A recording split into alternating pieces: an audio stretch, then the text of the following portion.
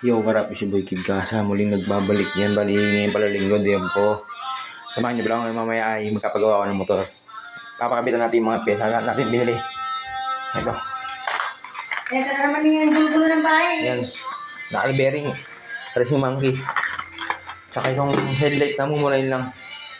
Kasi yung motor ko kasi basta yung headlight niya. Kaya yun. Saka ilaw pala. Kapalit tayo ng super white na ilaw. Yan bali. Tara, FT muna tayo. Yan. Paksiw yo, si Boy Kid Casa TV. FT muna tayo. Yo, what up? Si Boy Kid Casa. Yun, after natin kumain, dito tayo ngayon sa motor shop sa Teban, sa may San Nicolas banda. Yun, bali nga pala magpapalit tayo ng headlight, ng ilaw, tsaka ng bearing kasi sobrang alam na dito motor ko eh. Eh ngayon, hintay mo na tayo dahil may mga nauna sa akin na magkapagawa. Kasi talagang yan ang buhay. Kailangan maghintay para di masaktan. Hindi, charot lang. Yan, after nyan, ngayon na, nakaline up na yung ating motor. Yan, bali, yan yung tropa si RD. Kaya yung tropang Brol, si O-Works. Bali, kaya hindi ko na matis yung dragging ng motor ko eh. Kaya ito na, pinagawa talaga. Yan, bali nga pala, located yung pwesto nila dito sa San Nicolas.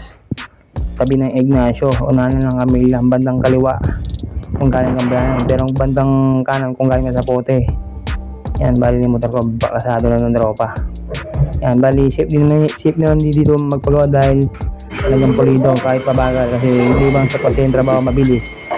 Kaya yung trabaho, hindi maganda. Kaya yan na, kasi yung motor ko yung cardio.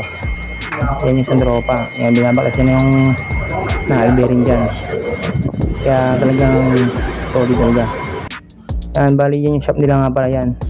Yan, after ko magpagawa ng motor, naipag-meet up nga pala ako sa tropa, eh, sinap ko yung upuan ko eh, kasi sa footboard. Kaya hanggang yung vlog ko hanggang din na lang to. Pero sa Sogo niya, wala akong meet up. Yan, si Boy Kid Casa TV. Peace out.